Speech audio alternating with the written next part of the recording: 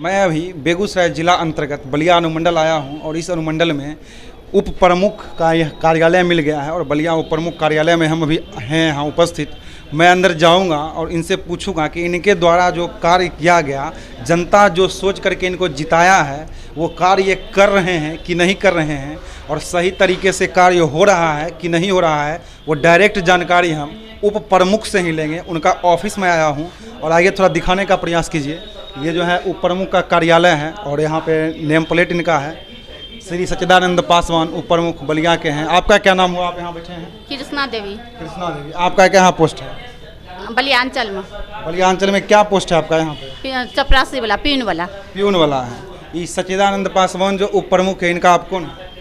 Staff छियन। Staff है। इनका आदेश पाला? हाँ, ममता देवी छे, उनका स्टाफ छिए। इनके द्वारा क्या गया कार्य को आप जो बोलते हैं आप करते हैं उसको? हाँ, जे कहे छे चिट्ठी आर बैठ दै छिए। चिट्ठी बटने का। तो सर अंदर है कि नहीं है? अंदर में सर छथिन। अंदर में हाँ, है। तो पूछ के लोग के दै छिए जाय ले। अच्छा, पूछ के जाने के लिए आप देते हैं? हाँ। चलिए आइए अंदर आते हैं। आइए अंदर दिखाइए थोड़ा सा। आ जाइए, आ जाइए, आइए।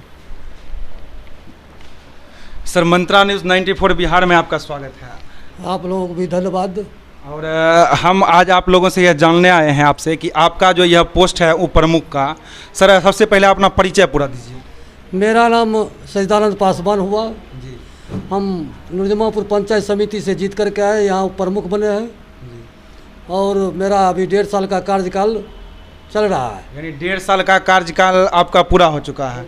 तो सर, जनता से जो कुछ वादा किए थे चुनाव के समय कि चुनाव में जीतेंगे तो ये करेंगे, या जो भी हो सड़क का योजना हो या जो भी योजना हो, जो भी आपके अंतर्गत आता है, तो उसके लिए आप क्या किए हैं अभी तक? हाँ, हम जो है अपना जो है पंचायत में सड़क बनाए, नाला बनाए और सारे पंचायत समिति जो है उन लोग भी सब लोग बनाया गया है, सब बनाया है।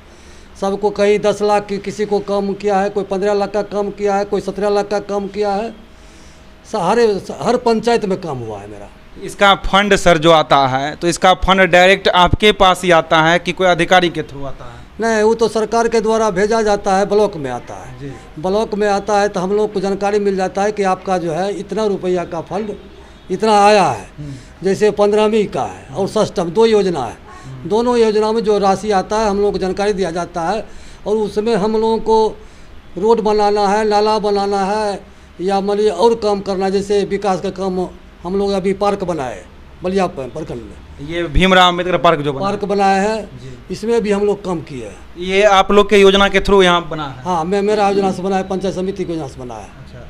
और जो योजना आती है तो उस योजना का अनुपालन सिर्फ आपके द्वारा ही किया जाता है कि और सभी बैठक मिलकर करते हैं? नहीं, सारे लोग, हम पंचायत समिति सारे बैठ करके निर्णय ले करके सब तभी ये काम करते हैं। अच्छा, आवास योजना भी आता है आपके अकॉर्डिंग?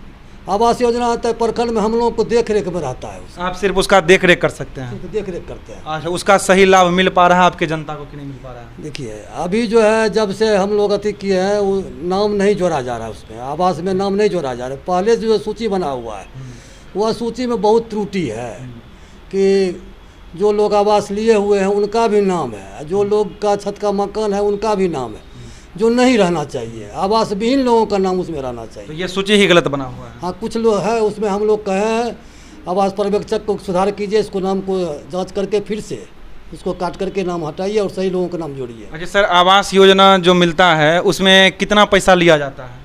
पैसा लेने का कोई प्रावधान भी है? कोई प्रावधान नहीं है, तो सरकार अनुदान दे रही है गरीब लोगों को घर बनाने के लिए। अगर कोई ले रहा है तो उस पर आप एक उप प्रमुख होने के नाते आप अपने क्षेत्र में इस पर क्या कार्रवाई कीजिएगा यदि जानकारी आपको मिले? अगर मान लीजिए जानकारी हमको मिल रहा है कि भाई कोई कर्मचारी के द्वारा या बिचौलिया के द्वारा लिया जा रहा है, अगर हमको लिखित में देगा तो हम उस पर कानूनी कार्रवाई करेंगे। लिखित में यदि उस तरह का आवेदन आता है तो आप उस पर कार्रवाई एकदम करेंगे। तो इसमें कहीं से भी पैसा लेने का कोई प्रावधान नहीं है। यदि आप लोग उस तरह से आ रहा है तो मैं यहाँ पे आप आके संपर्क कर सकते हैं बलिया अनुमंडल में। अच्छा सर, एक बात बताइए, आपके जो जनता है उनसे आप क्या अपील करना चाहेंगे? हम जनता से यही कहना चाहेंगे कि जैसे आवास के बारे में अभी आपने चर्चा किया है, आवास सरकार के द्वारा अनुदान दिया जाता है, मुफ्त में दिया जाता है। वह पैसा सरकार को राशि लौटाई नहीं जाती है, उतना पैसा मिला एकदम फ्री दिया जाता है। और दलालों के द्वारा इनको बहका करके कुछ ठग लिया जाता है, तो दलाल से सावधान रहें। दलाल के बात पर नहीं रहे। अगर किसी तरह की उनको दिक्कत होता है तो हम लोग प्रखंड में बैठे हुए हैं, शिकायत निपटारा करने के लिए। शिकायत निपटारा करने के लिए, उनके काम के लिए हम लोग बैठे रहते हैं। आप यहाँ रोज आते हैं, रोज ड्यूटी है? डेली आते हैं, डेली हम बैठते हैं अपने कार्यालय में। आपसे मिलने का समय क्या होगा? मेरा समय होगा 11 बजे से लेकर के 5 बजे तक। 11 बजे दिन से 5 बजे शाम तक आप इसी कार्यालय में मौजूद रहते हैं? मौजूद रहते हैं।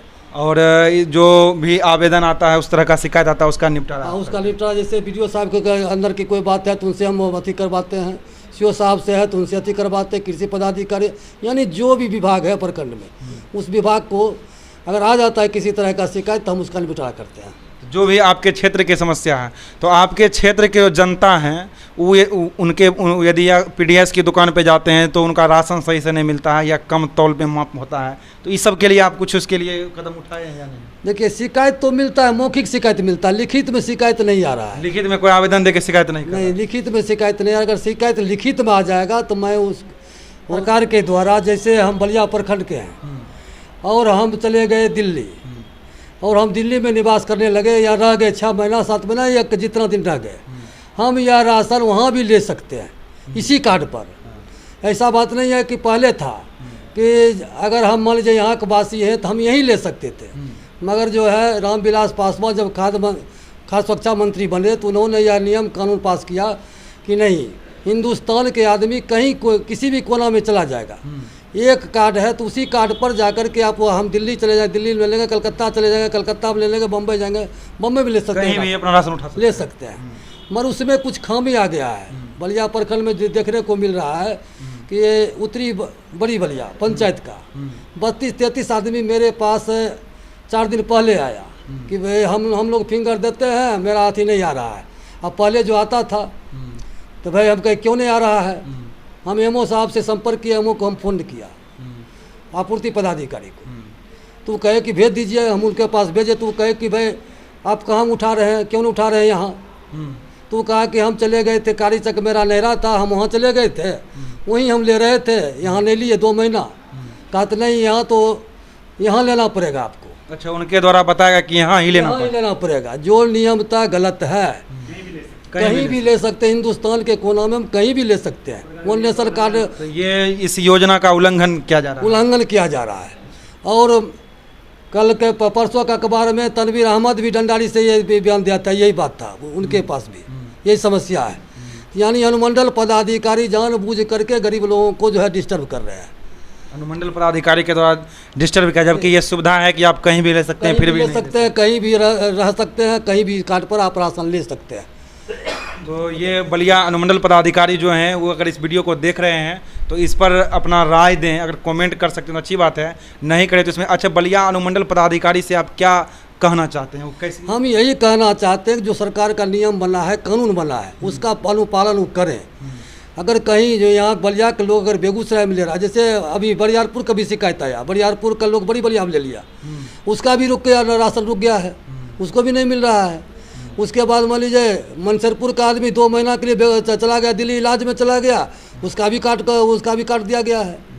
तो यही सब समस्या आ गया जो नहीं होनी चाहिए। अगर कोई आदमी 2 महीना 1 महीना नहीं लिया तो उसको नोटिस कीजिए, आप कम से कम नोटिस करके उसके बाद उसके जानकारी ले लीजिए, कोई आदमी यहाँ नहीं रह रहा है कि यहाँ से चला गया है, अगर चला भी गया तो कहीं ले रहा है कि नहीं ले रहा है, ये जानकारी लेनी चाहिए।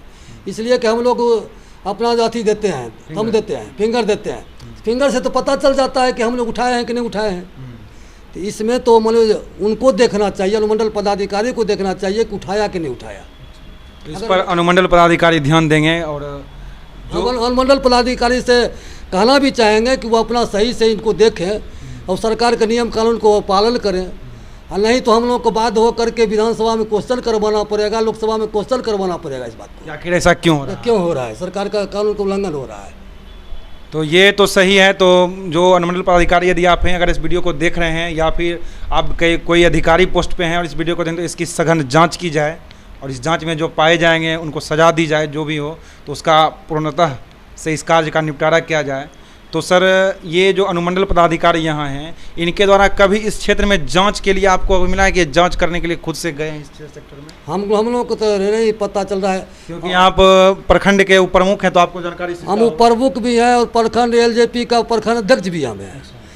अनुश्रवण का बैठक होता था हर महीना महीना करना है अनुमंडल पदाधिकारी बलिया को, मगर जब से अनुमंडल पदाधिकारी आए एक बार भी अनुश्रवण का बैठक नहीं हो रहा है। अनुश्रवण का बैठक होता था तो जानकारी मिल जाता था कि आम जनता का क्या समस्या है पीडीएस में, मगर वो जो बैठक ही नहीं बुला रहे हैं, जब से आए हैं तब से एक बार भी बैठक नहीं बुला। आप लोग कभी संपर्क उनसे नहीं किया कि बैठक क्यों नहीं बुला रहे हैं? हाँ, उन लोगों का कहा तो कोई ध्यान ही नहीं दे रहे हैं, कोई ध्यान नहीं इस पर है। दे रहे हैं इसमें। तो ये साफ तौर पे दिख रहा है कि अनुमंडल पदाधिकारी की लापरवाही है। तो दोस्तों, इस तरह से आप लोग के साथ भी कोई समस्या है तो वीडियो के कमेंट में भी लिख सकते हैं या आके डायरेक्ट इनसे भी मिल सकते हैं। और भी किसी भी तरह का कोई सवाल है तो इस वीडियो के कमेंट में लिखें। मिलते हैं आपसे नेक्स्ट वीडियो में, तब तक के लिए धन्यवाद।